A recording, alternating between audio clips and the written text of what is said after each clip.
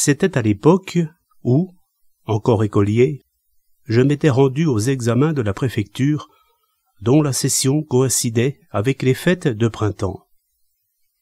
Un vieil usage voulait que la veille, chaque corporation de marchands se rendit en procession avec fanfares et chars décorés jusqu'au siège de la direction provinciale. On appelait cela mettre en scène le printemps. Des amis m'invitèrent à les accompagner et à s'amuser du spectacle. Il y avait ce jour-là un mur de badauds, tant la foule était dense. Dans la salle, 4 dignitaires s'étaient assis, se faisant face, à droite et à gauche, tous en rouge. J'étais alors d'un âge trop tendre pour reconnaître leur rang. On n'entendait qu'un brouhaha de conversation dans le tintamarre assourdissant des tambours et trompettes. Soudain, un homme se présenta, conduisant un garçon à la chevelure dénouée. Il s'avança, palanche à l'épaule, et semblait faire une déclaration dont je ne pus saisir le moindre mot dans le vacarme de 1000 clameurs. Je ne pus que voir les rires qu'il avait provoqués dans la salle. Un garde en noir lui intima aussitôt l'ordre de jouer. Obtempérant, l'homme se releva et demanda « Jouer quoi ?» On se concertait en haut de la salle. Un préposé descendit lui demander en quoi il excellait. « Je sais renverser l'ordre des productions saisonnières », répliqua-t-il. Le préposé rapporta la réponse au mandarin. Peu après, il redescendait commander des pêches. L'homme de l'art acquiesça, ôta sa veste pour en couvrir son panier et s'exclama, affectant un air excédé, « Tes chefs ne sont vraiment pas compréhensifs. Où trouver des pêches alors que la glace n'a pas encore fondu? Si je n'en obtiens pas, je vais irriter ces messieurs assis face au sud. J'en ai bien peur. Que faire? Vous avez déjà acquiescé, père. Comment vous dérober maintenant? Insista le fils. À l'issue de longues hésitations, le magicien déclara « J'ai mûrement réfléchi. Où en trouver ici-bas, dans la neige encore épaisse de ce début de printemps? Il ne saurait y en avoir que dans les vergers de la mer Reine de l'Ouest, où les fruits ne se flétrissent jamais. La seule solution est d'aller en voler au ciel. »« Eh !» objecta le fils. « Comment monter au ciel? »« Je connais un moyen. » Il ouvrit le panier, en sortit une corde enroulée longue de plusieurs dizaines de toises, en arrangea un bout et la lança en l'air. La corde resta suspendue dans l'espace, comme accrochée à quelque chose d'invisible. Elle montait plus haut à chaque lancée, et finit par disparaître dans les nuages, ne lui laissant plus rien dans les mains. Il fit alors appel à son fils. « Par ici, mon garçon. Vieux, lourd et maladroit comme je le suis, je serais incapable d'y monter. Il faut que tu y ailles. » Il lui tendit la corde. « Tiens ça pour y grimper. » Le garçon prit un air renfrogné.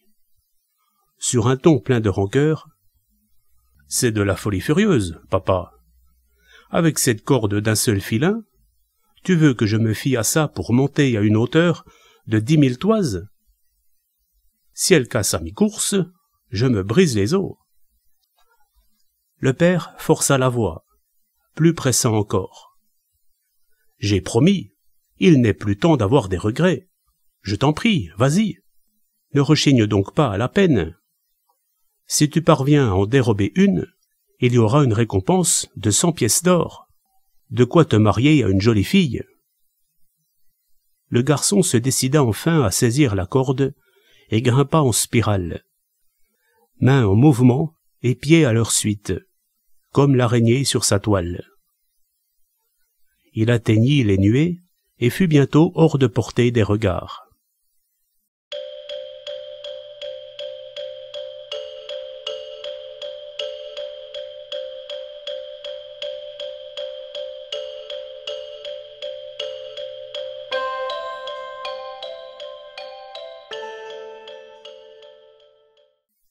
Un bon moment plus tard, une pêche de la grosseur d'un bol tomba. Ravi, le magicien la ramassa et la présenta à ces messieurs de la grande salle publique, qui l'examinèrent longuement les uns après les autres, sans parvenir à savoir si elle était vraie ou fausse. Tout à coup, la corde s'abattit à terre. « Malheur !» se récria l'homme de l'art. « On m'a coupé la corde là-haut. Que va-t-il advenir de mon fils ?» Un moment plus tard, quelque chose tombait. Il alla voir. C'était la tête de l'enfant. Il l'éleva des deux mains en sanglotant. Il a sûrement été surpris par le gardien en train de voler des pêches. C'en est fini de mon cher fils. Peu après, ce fut la chute d'une jambe, puis d'autres membres, jusqu'à ce que tout le corps y fût passé. En proie à la douleur, le magicien en ramassait les morceaux un à un pour les mettre dans le panier dont il referma le couvercle. Je n'avais que ce fils qui m'accompagnait partout, du nord au sud. Il a fallu qu'à la suite de votre ordre impératif, l'impitoyable destin l'ait aujourd'hui inopinément frappé d'aussi cruelle façon. Il me faut l'emporter et l'enterrer. » Sur ces mots, il s'avança dans la salle et s'agenouilla.